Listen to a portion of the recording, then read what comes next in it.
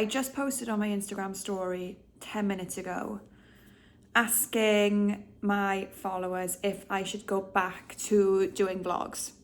And here I am, 3 votes later that say yes, doing vlogs again, because all it took was 3 people. Now, I gave several options on here. I said yes to vlogs. You'd rather just watch vlogs when there's events and I'm traveling, or no to vlogs. And okay, actually, I've had 23 votes for yes, I'll still watch them. 2 votes each on the other one. So I was going to say I'm being an overdramatic queen, but the people want me, so here I am. I am back. I took a little break off the vlogs because I just think I got in my head about if I'm not traveling and I'm not busy and I'm not doing anything that is horror or movie related, then you guys probably wouldn't be interested. And there I go again, being an overdramatic queen, because you guys are interested. So I am back. I am gonna take you through this week with me and show you what I'm doing and what I'm watching and what I'm reading. But for now, I'm gonna have my ice water and my very healthy Caesar salad because I'm on a health kick and I'm off the alcohol for at least a month.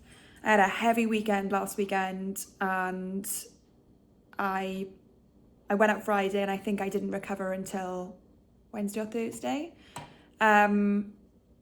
The hangovers are different when you're approaching 33 apparently. So I'm off the alcohol, I'm trying to be a little bit healthier, I'm working out, and I'm still watching a load of movies. So I'm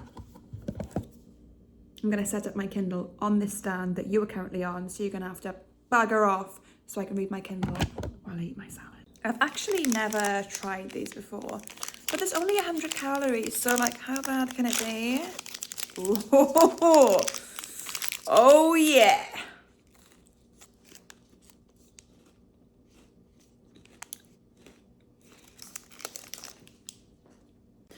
I actually just realised that my last vlog was 5 months ago. And I have done so much in 5 months. So I'm actually going to condense it all down and throw it all in this vlog. This is going to be long because I'm going to recap everything I've done. I went to San Francisco, I went to the Scream House, I visited a haunted doll museum in San Francisco, I went to the Terrifier 3 premiere. There's like so much I did. So let's go over it all. Hello. Oh. And the last time you saw Murphy, she was a baby. And now, she's a big, gorgeous girl. She's 7.5 months old. Look at that face. Oh, she's perfect. Mwah. Okay. Okay, this lighting is good, but my hair is not, but we move.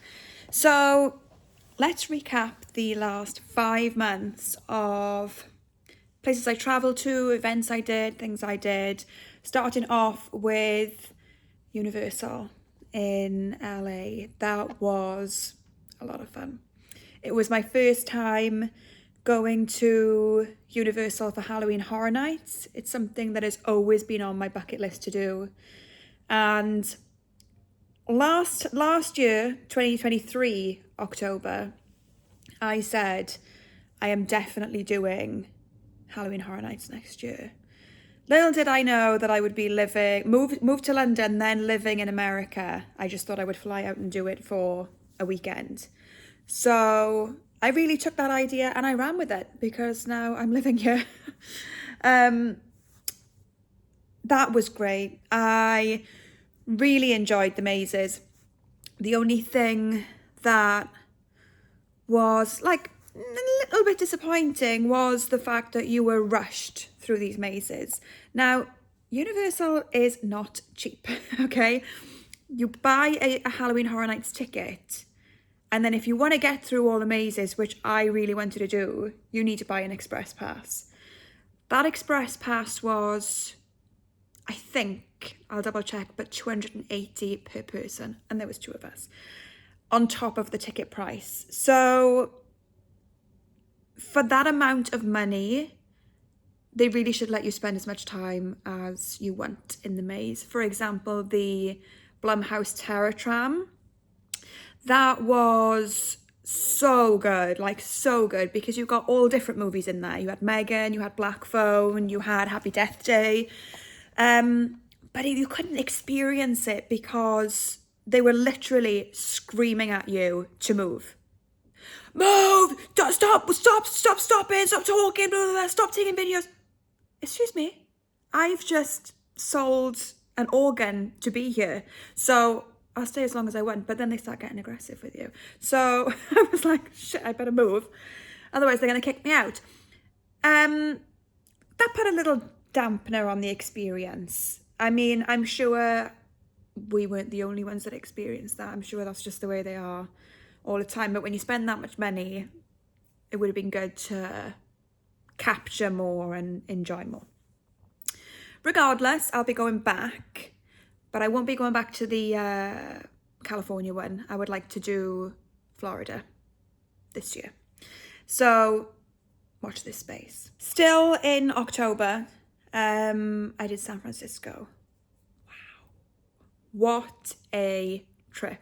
Oh, I've always wanted to visit San Francisco. Never thought it would be possible. And an opportunity came up for me to visit the Scream House. I get emotional just talking about it now. It was like one of the best experiences of my life. Look, my eyes are full. Very, very quick trip. It was like a 48-hour trip, and I crammed in a visit to the Scream House and a visit to the Greg Angelo Museum because they had a haunted doll show on there that I was invited to, and I was very grateful that I was invited to that. And both just incredible experiences. The Scream House was surreal, completely surreal, a movie that I've watched and loved for years, and that is also featured in Scream 5. I do believe they work on a set in Scream 5, but just to be in, like, it was just, it was so good. Also featured in Scream 3 on a set. So because the houses featured in those movies, they played 1, 3 and 5 outside on a screen, and it was just like, I still can't believe I went, and the evening went so quick. I was there from like 5 till 10:30. It was just incredible. I made some really good friends, like probably the nicest people I've ever met in my life. I met there. They were just so nice. A couple of people knew me from Instagram, so we bonded over horror movies, of course, and I made some new friends, and you know, I'm looking forward to going back again and hanging out with these people because they're like such a great bunch of people. Shout out to Dane, who invited me out there and like just looked after me really well. So I'll link the tour, I'll link Dane, who runs Spring Hill Estates. I'll link it all in the description box because it is really, like, if you're a Scream fan, you have to do it. There's no question. You have to add it to your list of things to do, and you have to go. It's like top priority. And who knows, it could be featured in Scream 7 as well. I'll start crying again.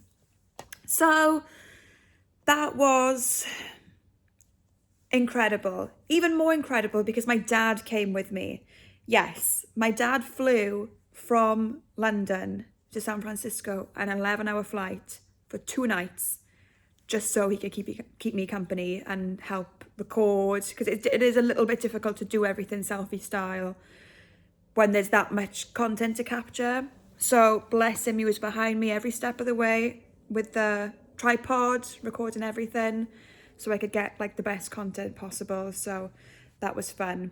And then the night after in San Francisco, I visited the Greg Angelo Museum for their haunted doll show. That was an experience. It was just so much fun. Not what I expected at all, because it wasn't just seeing the dolls and interacting with the dolls. We had a guide called Penny who took us around the museum and played out these scenes that led us up to the last room, which is where the haunted dolls were.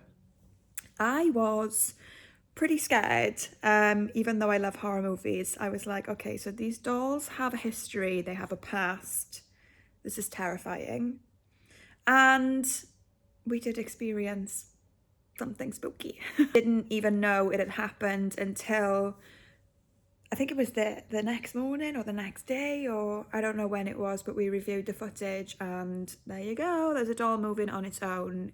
Nobody can explain it. And I sent it to the team at the museum as well, and they were like, oh wow, you captured something crazy, because normal trips, like normal visits, customers are not allowed to take their phones in, they're not allowed to record. But because I was working with them for promotional material, I recorded the entire thing, and yeah, some creepy stuff happened. October 30th, and I'm off to Director's Cut, the premiere in New York. That was really, really fun. I really enjoyed the movie. I'd worked with them on the release and I'd done a few trailer reactions to it, and I was really, really excited to watch it. And it didn't disappoint. It was a lot of fun. It was great. It was gory. And it was just a really, really fun watch. So if you can and you want something new to watch, go check out Director's Cut. The movie's about a rock band that are like looking for their big break. They can't really get any shows, and then someone on Instagram offers to shoot a music video for them for free. And we all know nothing in this life is free, so things start to go downhill when they turn up. Then we move into November, a little bit of a quieter month, but we did a trip to LA because Kevin was hosting a Deadpool Wolverine panel with Ryan Reynolds, Hugh Jackman and Sean Levy. And it was really, really good. Like, it was just incredible. It was really interesting to listen to the answers of the questions that Kevin was asking, because he asked such great questions and their answers were like really, really good. I'm not usually one to watch like Marvel movies, superhero movies, but I watched Deadpool Wolverine on the opening night and I was blown away. It was really, really, really good, even though I hadn't seen the other Deadpools. So to hear the conversation about how the relationship started and how they started filming these movies, it was really, really interesting. Now we're in December. December started off better than I ever could have imagined because my parents came over. My mother has not flown for 20 years, maybe even more, because she has a terrible fear of flying. But now that I'm over here, she's like, well, I gotta come over. So they came over and stayed with us, and we did a few days in New York, and Kevin's parents came down also, which was lovely to everyone spend time together. We all put the tree up. New York was fantastic. We did all of the tourist spots.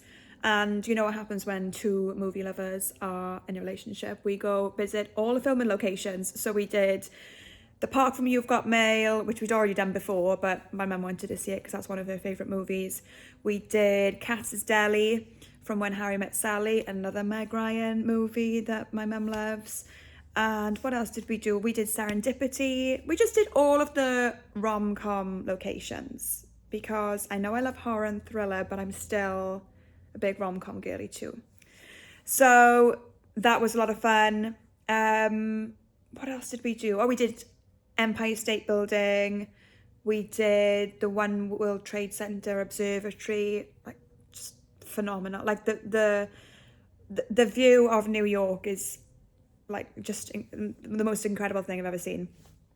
We did we saw the Statue of Liberty, and my phone just died when I was in the middle of that. And the cutest thing ever was that we went ice skating in Central Park at Christmas time. It was just the perfect trip. Really, really, really enjoyed. So nice to spend time with family. And then December was pretty quiet. We didn't do much traveling. We went for a nice weekend away at like a spa resort, and of course like just binge watched movies in bed, because why wouldn't you? Now here we are in 2025, almost at the end of January, well, probably at the end of January when I post this, with lots of exciting plans for the year, lots of potential big work opportunities and opportunities for my page, which is very exciting. Very exciting. I've been really lucky with my social channels, because a couple of videos that I did just blew up, and I ended up gaining like 16,000 followers on Insta in less than 2 weeks, maybe 10 days.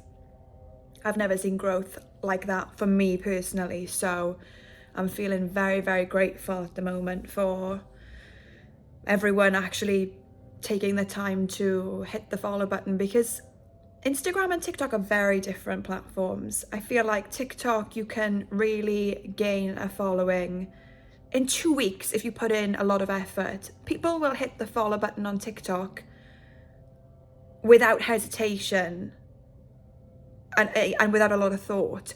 On Instagram, I don't know, Instagram is a lot more curated, it's a lot more engaged, people are a lot more loyal, I feel like. So in turn, people put a lot of thought into hitting that follow button. I do, when I decide if I want to follow somebody on Instagram or not, I do feel like, is this the type of content that I want to see on my page every day?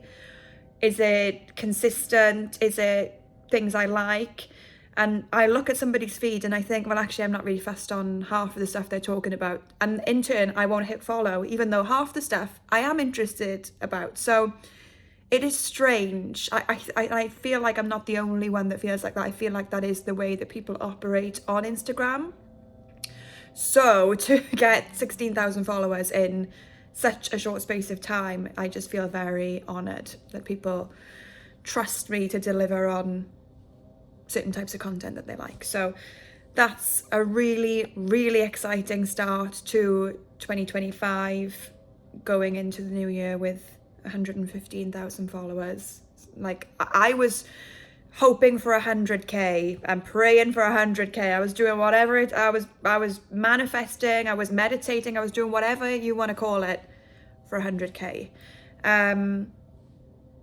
because I was at like 90 for a while, and then looks like I manifested a bit too hard, but keep them coming.